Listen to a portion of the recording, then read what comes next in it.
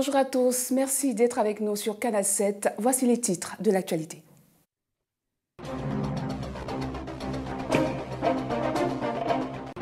La ministre française de l'Environnement et de l'Énergie poursuit sa visite africaine. L'Égypte a constitué la première étape de cette tournée de Ségolène Royal en tant que présidente de la COP21, qui cherche à transformer l'accord de Paris en action. Carnet de travail bien rempli pour le secrétaire général des Nations Unies après le Burundi. Ban Ki-moon s'est rendu en République démocratique du Congo, où il a visité un camp de déplacés au nord Kivu à l'est.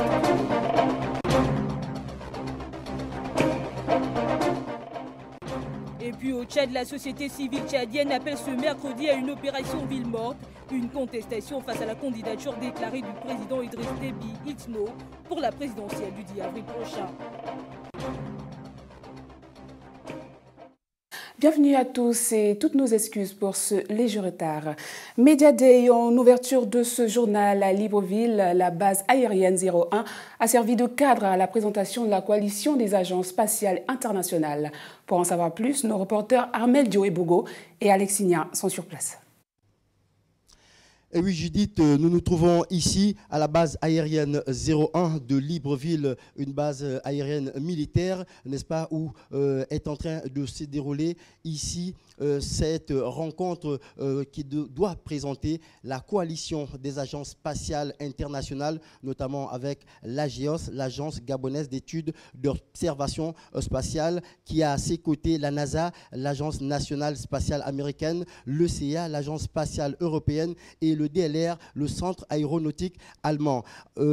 Parmi les invités, n'est-ce pas, à cette rencontre, il y a naturellement le ministre de la Défense, M. Mathias Tunga Osubadio, effectivement, qui sont venus écouter les explications qui leur sont données ici par le directeur général de l'AGEOS, en la personne de M. Tanguy Gaoma Bekale.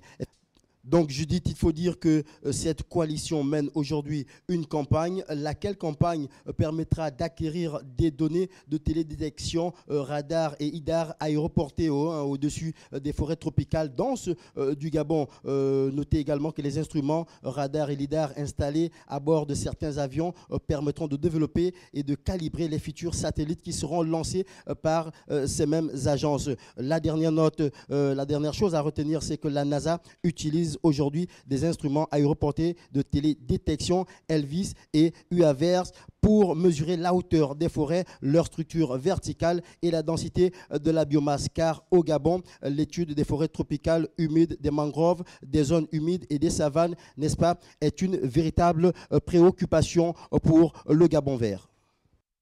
Merci Armel Dioé-Bogo et Alexinia pour toutes ces informations. Et si la technique est prête, nous allons justement écouter le directeur général de l'Agence gabonaise d'études et d'observation spéciales, Tanguy Gaoma Bekale, toujours au micro d'Armel Dioé-Bogo. Il y a 6 mois, le président de la République inaugurait le centre de compétences de l'Agence gabonaise d'études d'observation spatiale ANCOP, marquant ainsi le démarrage en phase opérationnelle de cette agence.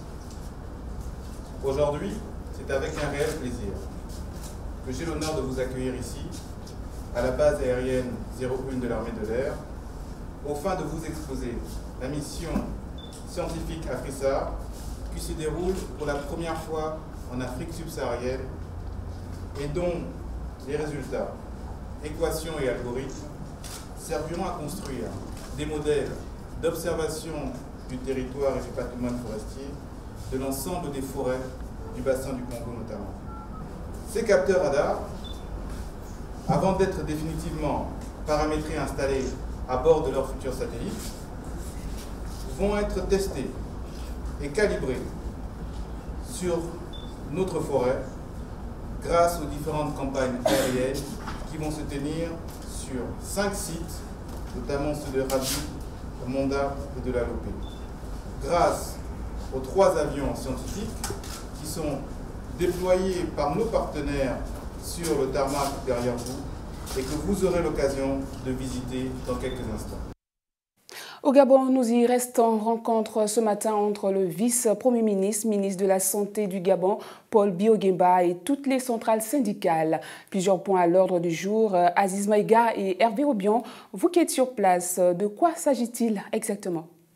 Oui, Judith, nous sommes ici à la Chambre de commerce de Libreville dans le cadre d'une réunion de concertation entre les centrales syndicales du Gabon et le vice-premier ministre gabonais, ministre de la Santé, de la Prévoyance sociale et de la Solidarité nationale, Paul Biogemba. Eh bien, Judith, vous le savez, l'administration publique est paralysée par de différentes grèves et aujourd'hui, Paul Biogemba veut donner une suite favorable à ces différentes grèves qui paralysent l'administration publique, d'où cette réunion de concertation. Alors aujourd'hui, les deux parties essaieront de trouver une issue favorable à ces différentes problématiques qui paralysent l'administration publique. Voilà, Judith, c'est donc une journée qui s'annonce très chargée pour les différentes centrales syndicales ici à la Chambre de commerce de Libreville. Donc vous avez compris, les solutions, encore les résolutions sont attendues par les populations qui subissent ou encore qui paient le lourd tribut de ces différentes grèves qui paralysent l'administration publique. Abdoulaziz Maïga, Hervé Obion pour Canal 7. Merci Aziz Maïga et Hervé Obion, nos reporters en direct du Chambre de commerce au Gabon. Et comme annoncé en titre de ce journal, Ban Ki-moon est à Goma. Après le Burundi lundi et mardi, le secrétaire général des Nations Unies s'est rendu à Goma, en République démocratique du Congo.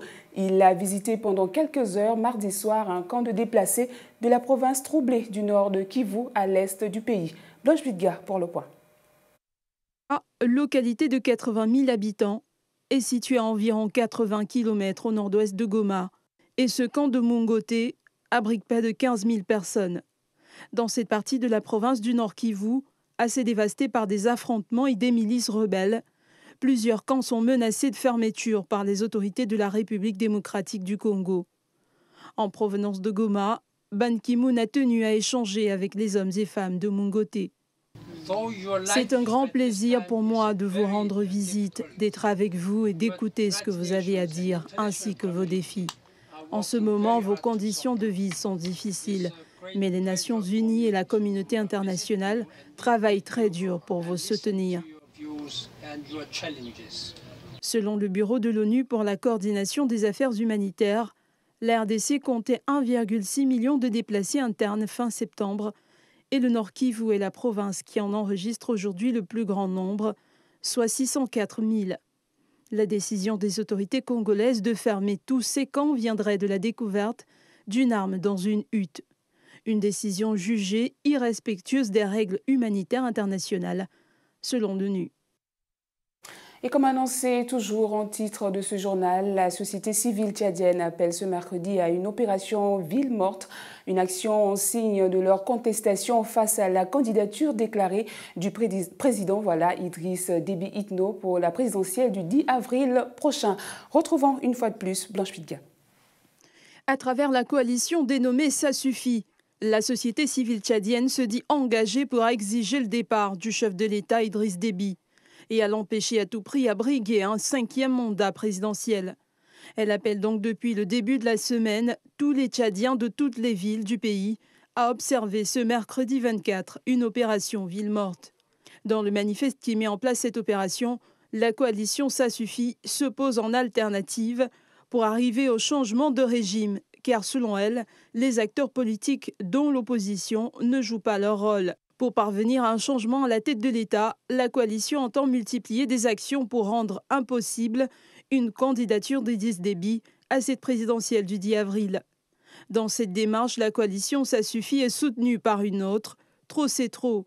Cependant, au sein même de cette société civile, quelques désaccords se font ressentir. D'aucuns pensent qu'il revient au peuple de choisir s'il faut alternance ou pas, et non à un groupuscule d'individus. Et pour cela, seule la voix des urnes est prescrite.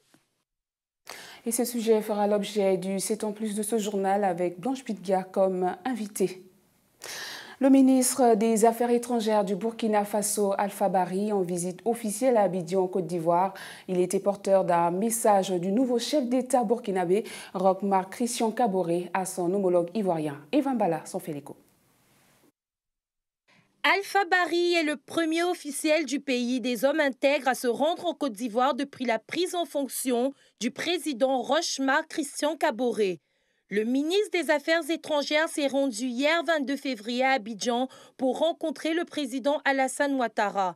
Cette visite, qui n'a duré que quelques heures, intervient après que des Burkinabés, anciens membres du régiment de sécurité présidentielle, aient été arrêtés le 22 février dernier en Côte d'Ivoire puis transférés à Ouagadougou. Ces derniers étaient activement recherchés par la justice de leur pays pour leur implication dans le coup d'État manqué du général Gilbert Diendéré. Cependant, Alpha Bari se réjouit de cette initiative des autorités ivoiriennes et a encouragé que ce genre d'action continue si cela est nécessaire. Même s'il existe encore des dossiers judiciaires brûlants entre ces deux pays, Alpha Bari a insisté sur la qualité des relations entre les deux pays qu'ils ont tout autant intérêt à préserver. Il a également profité de cette rencontre pour remercier le président de la Côte d'Ivoire pour ce type d'action. D'autre part, les questions relatives aux mandats d'arrêt internationaux émis par la justice burkinabé à l'encontre du président du Parlement ivoirien Guillaume Soro et de l'ex-président du Burkina Faso Blaise Compaoré, en exil en Côte d'Ivoire, n'ont pas été abordées selon les propos de Alpha Bari. À en croire le ministre burkinabé, la tension semble quelque peu redescendue entre les deux pays. Nous repartons au Gabon, plus précisément dans la province de Logoué-Lolo, où le secrétaire général du Parti démocratique gabonais, Faustin Boukoubi, s'était rendu dans le cadre de sa 7e tournée nationale. Le point avec Guy Madébé et Kevin Kero, Kanaset Kulamoto. La province de Logoué-Lolo, sud-est du Gabon, a constitué du 17 au 21 février la 7e étape de la tournée nationale du secrétaire général du Parti démocratique gabonais. Berceau de ce parti de masse, se devait une réception exceptionnelle. Les populations des différents départements se sont déplacées en masse pour offrir un accueil de choix à ce fils du terroir. De l'Astroville, Ibunji Kulamutu Pana, la mobilisation des populations a été totale. Des slogans de bienvenue et de soutien à la politique du distingué camarade Ali Bongo Ndimba étaient visibles sur les banderoles et chansons. Au titre des allocutions, des membres du bureau permanent Ginzu Bandama, Régis Simongo Tatangani, comité de sages Martin Fidel Maniaga, secrétaire national Nanette Longa Makinda ont témoigné l'immense joie des militants de la province de recevoir ce hôte d'émotion, de soutien et d'appel à la candidature du chef de l'État, Ali Bongo Ndimba, aux prochaines élections présidentielles ont été prononcées par les représentants des sages, des jeunes et des femmes du Parti démocratique gabonais. Partout où il est passé, le secrétaire général du Parti démocratique gabonais, Faustin Boukoubi, a insisté sur la consolidation du nœud d'alliance entre le PDG et les populations de la province de Logoué-Lolo. Cette tournée constitue pour nous un échange avec les militants et les militantes de la base. Nous avons donc, au cours de ces échanges, évoqué les aspects de politique, d'économie et de social au niveau national. En même temps, nous nous sommes appesantis sur le fonctionnement du Parti démocratique gabonais. Après Pana, sa ville natale, le secrétaire général du Parti démocratique gabonais a mis le cap sur Aboumi. Nous restons au Gabon pour parler du lancement du programme L'égalité des chances. L'amphithéâtre de l'école normale supérieure a servi de cadre hier au lancement de ce programme sous l'égide du chef de l'État gabonais, Ali Bongo Ondimba. La cérémonie s'est effectuée en présence des membres du gouvernement et d'un parterre d'invités. Dina Koussou et Hervé Aubian étaient sur place. Le ton a été donné ce matin pour le lancement du programme pour l'égalité des chances. Conscient des défis à relever pour le développement du Gabon, le chef de l'exécutif gabonais, Ali Bongo Ndimba, se veut pragmatique. Je prône l'égalité des chances pour l'accès au savoir, aux soins de santé, à l'emploi, au logement. Je prône l'égalité des chances pour les jeunes et les moins jeunes, les hommes et les femmes, dans chaque province du Gabon. Je prône l'égalité des chances pour la revalorisation des retraites. Je veux m'assurer que notre pays avance non pas uniquement pour avantager les personnes de bonne famille, mais pour l'intérêt de tous ceux qui contribuent à sa richesse. Pour le numéro 1 gabonais, ce programme devrait améliorer la société gabonaise. Pour nous, l'égalité des chances est d'abord une nécessité. Si nous voulons un Gabon prospère et dynamique, il nous faut assurer que toutes les filles et les fils de ce pays participent à l'édification de son plan d'émergence. C'est de cette façon que nous assurerons la création de nouveaux emplois, que nous concrétiserons les nouvelles opportunités. Selon le chef de l'État gabonais, l'égalité des chances passera aussi par le changement de mentalité, qui demeure un processus qui requiert du temps et de la patience. Et justement, ce programme pour l'égalité des chances au Gabon devrait apporter un souffle nouveau. C'est du moins ce que pense la ministre gabonaise en charge du département ainsi que certains jeunes Gabonais. Ils se sont prononcés sur la question. Retrouvons une fois de plus Dina Koussou et Hervé Obion. Après le lancement du programme pour l'égalité des chances par le chef de l'État gabonais Ali Bongo Ondimba, le membre du gouvernement Patricia Taye a invité les Gabonais à s'approprier de cette nouvelle politique. Cela nécessite la participation de tous. Vous conviendrez avec moi que lorsqu'on donne une chance, il faut qu'il y ait un donneur. Et il faut quelqu'un qui reçoive la chance. Et ceux qui donnent la chance, ce sont ceux-là qui ont une parcelle de pouvoir. C'est à ceux-là que le message est beaucoup plus parlant parce qu'il s'agit de conscientiser ceux-là qui ont une parcelle de pouvoir pour donner la chance à tous les Gabonais sans distinction aucune. Il s'agit pour les Gabonais de s'en approprier, de s'impliquer, parce que ce Gabon ne pourra se construire qu'avec les Gabonais. Cela appelle, n'est-ce pas, à une prise de conscience collective, à une implication de tous pour le développement de notre pays. Un programme qui suscite de l'espoir chez des étudiants gabonais. Faire en sorte que ce pacte devienne réalité par le lancement officiel de ce programme nous donne beaucoup d'espoir. L'idée n'est pas mauvaise, c'est une bonne idée. Bon, maintenant, on attend la concrétisation parce que la théorie, c'est autre chose. Maintenant, on attend voir la pratique. Et c'est quelque chose qu'on souhaitait depuis. Les actions concrètes pour la matérialisation du programme pour l'égalité des chances sont attendues par bon nombre d'observateurs. Environnement, à présent, la ministre française de l'Environnement et de l'Énergie en visite en Afrique. L'Égypte a constitué mardi la première étape d'une tournée africaine de Ségolène Royal en tant que présidente de la COP21 qui cherche à transformer l'accord de Paris en action. Le compte rendu de Blanche Widga. Le développement des énergies renouvelables sur un continent où 600 millions de personnes n'ont pas accès à l'électricité, les projets d'adaptation au changement climatique et la préparation de la cérémonie de signature de l'accord de Paris le 22 avril à New York. Le menu de cette tournée africaine de Ségolène Royal est donc bien chargé. L'Afrique est un des continents les plus impactés par le réchauffement climatique et le moins responsable du réchauffement climatique, c'est celui qui utilise le moins des énergies fossiles. Et par conséquent, si la communauté mondiale qui s'est engagée sur cet accord de Paris doit passer des paroles aux actes, c'est bien sur le continent africain que nous devons le faire. L'Égypte préside le comité des chefs d'État africains pour le changement climatique et joue à ce titre un rôle clé dans l'initiative sur les énergies renouvelables en Afrique lancée lors de la COP21. Et pour cela, un soutien financier des pays développés s'avère plus que nécessaire. 10 milliards d'euros, 10 milliards de dollars qui ont été promis pour l'électrification de l'Afrique. La France en met 2, parce que la France s'est beaucoup engagée. Donc il y a aussi une très forte attente à l'égard de la France. Et donc je viens un peu avec ces deux compétences, à la fois la ministre française de l'énergie et en même temps, bien évidemment, la présidente de la COP. Après l'Égypte, Ségolène Royal se rendra ensuite en Éthiopie, puis en Côte d'Ivoire, en Guinée et au Sénégal. L'Afrique est devenue le nouveau terrain de jeu des industriels du palmier à huile et de l'EVA. Les superficies plantées couvriraient plus de 325 000 hectares, dont 50 000 plantés d'EVA et 80 000 de palmiers à huile, ce qui représente 40% de leur surface totale. Reportage.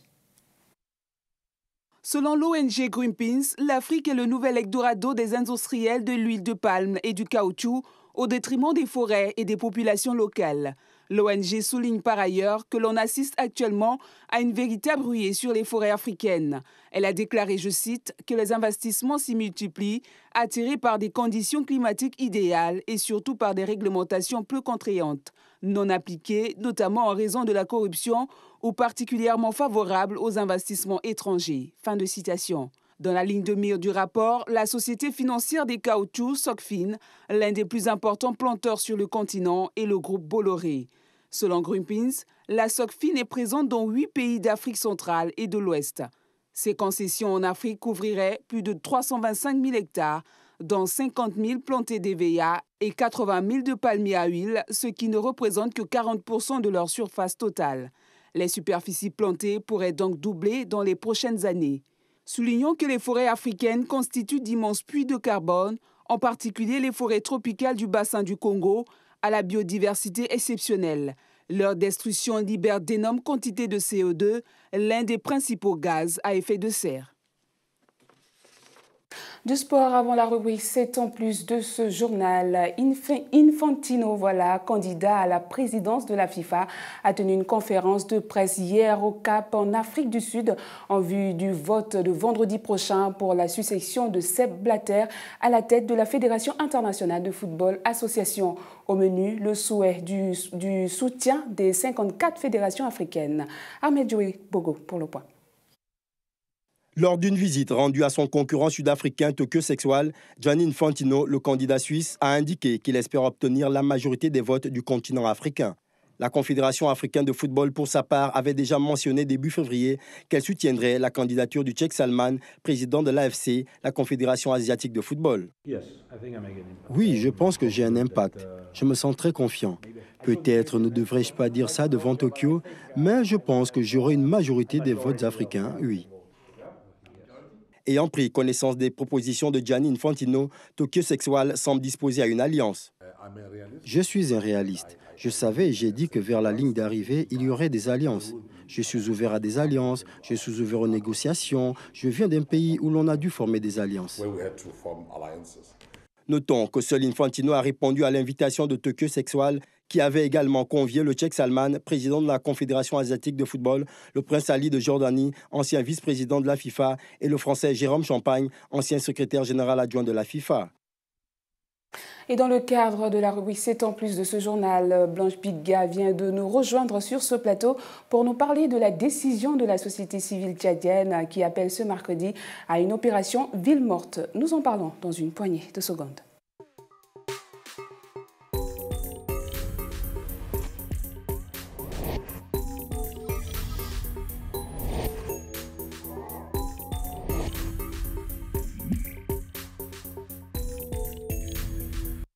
Bonjour Blanche Bigga. Bonjour Judith. Alors, merci de nous rejoindre sur ce plateau. Vous êtes là pour nous parler de la décision de la société civile tchadienne. Alors, le Tchad, ce mercredi, comme la RDC la semaine dernière. Effectivement, et d'ailleurs, les réclamations sont les mêmes. Il s'agit au finish d'empêcher le président Idriss Déby, comme au Congo, il s'agissait d'empêcher le président Joseph Kabila de se représenter pour une élection qui semble être une réélection certaine. Et donc, la société civile tchadienne semble voir en le chef de l'État tchadien une volonté de se maintenir au pouvoir. Cela fait quand même 26 ans qu'il est au pouvoir et donc cette journée ville morte viserait donc entre autres à demander au président Idriss Déby de ne pas se présenter pour cette prochaine présidentielle du 10 avril.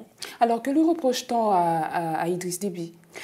Déjà, ces 26 ans au pouvoir, la société civile tchadienne et l'opposition également, déjà hier on parlait de cette candidature de Saleh Kebzabo, qui est le chef de file de l'opposition tchadienne, et donc la société civile et l'opposition tchadienne lui reprochent ces 26 années au pouvoir, entre autres, mais également une insécurité grandissante. On parle de cette affaire de la jeune Zoura, la jeune fille qui a été violée, dont la vidéo a été publiée sur les réseaux sociaux. Il y aurait en ce moment au Tchad une insécurité grandissante, également la pauvreté l'instabilité, même si le phénomène de crise économique est un peu général dans la sous-région Afrique centrale. On reproche cela au président Idriss Déby et l'impunité justement de certaines personnes. Et ils reviennent donc à ce niveau avec des arguments comme le fait que les jeunes qui étaient accusés dans cette affaire de la jeune Zora n'aient pas encore été jugés.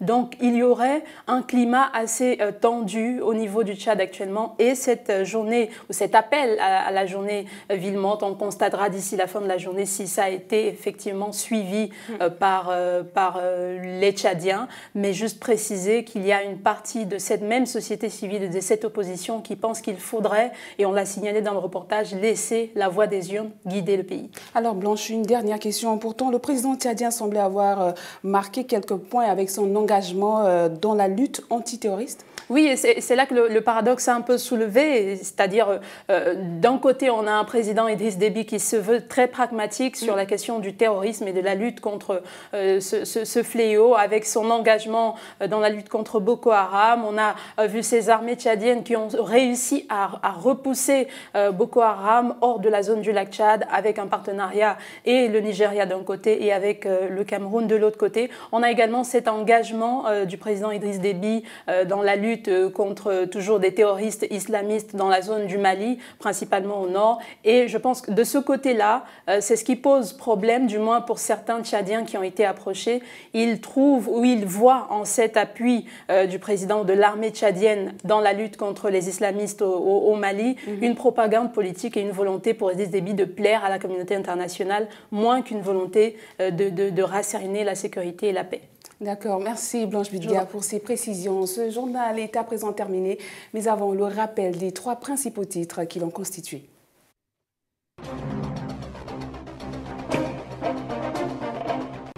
La ministre française de l'Environnement et de l'Énergie poursuit sa visite africaine. L'Égypte a constitué la première étape de cette tournée de Ségolène Royal en tant que présidente de la COP21, qui cherche à transformer l'accord de Paris en action.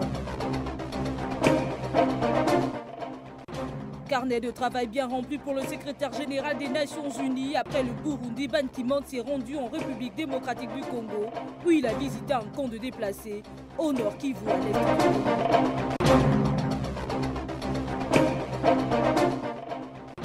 Et puis au Tchad, la société civile tchadienne appelle ce mercredi à une opération ville morte, une contestation face à la candidature déclarée du président Idriss Déby Itno pour la présidentielle du 10 avril prochain.